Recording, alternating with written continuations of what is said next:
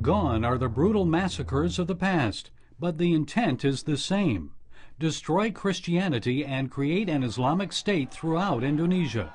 10 years have now passed since the worst of the jihad against Christians here in Indonesia, but today believers are still suffering, especially those who convert from Islam to Christianity and those who share their faith with others. Also, churches are being closed down. It's a shift in tactics for extremist groups such as the Islamic Defenders Front, FPI. They incite mob violence, force churches to close, and push for the arrest of church officials and evangelists. One of the worst attacks came against the Philadelphia Batak Christian Protestant Church of Bekasi last Christmas. A mob similar to this one gathered at the local mosque and then tried to prevent the Christians from meeting at their newly built church. Pastor Palti says the mob grew to about 1,500. Some threw stones and were shouting, "Allahu Akbar, God is great." Others were calling us kafirs, infidels, and pigs, and yelling obscenities. Some carried sticks and others shouted, "Burn the church! Close it down!" Local officials closed the church last January. Since then, Christians have worshipped outside every Sunday in front of the church gate. Angry Muslims placed cow manure, broken glass, and dead rats in the street the night before in hopes of deterring worship attendance. The Indonesian Constitution guarantees religious liberty, but Christians say they experience less freedom than the Muslim majority. Mosques are being built, but few new churches are allowed for a growing Christian population. And what about former Muslims who embrace Christianity in the world's most populous Muslim nation? Just ask Ramat, Lydia, and Cornelius.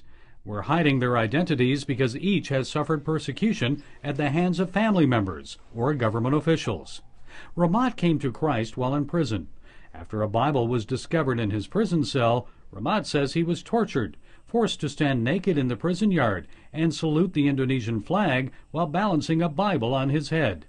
When the Bible fell, he was tortured again, and a page of the Bible was shoved into his mouth.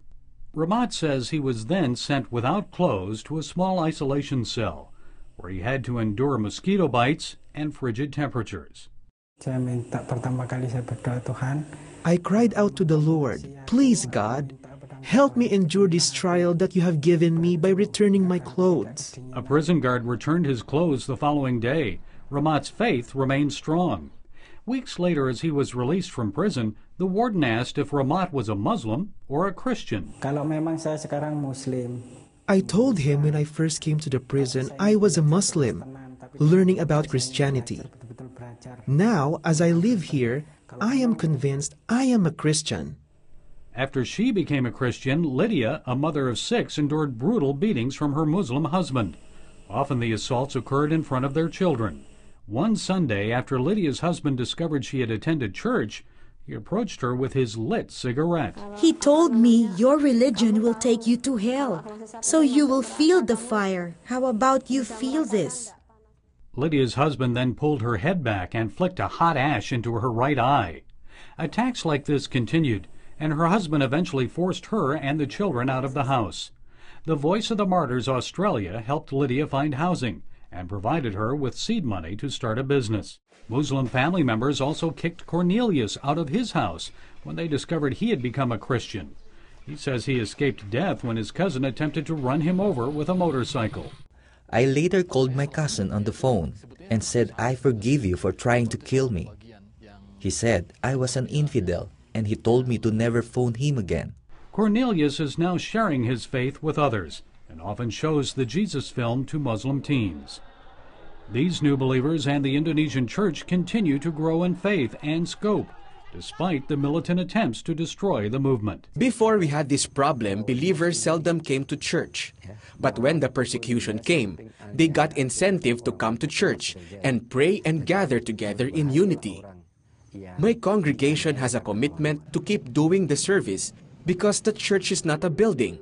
The church is the believers. And they're asking God and government to create a more tolerant society, one where they're better protected from extremist violence. Meantime, they'll continue to gather in apartments, small house churches, and even in the streets, wherever they can, despite the risks. Gary Lane, CBN News, Jakarta.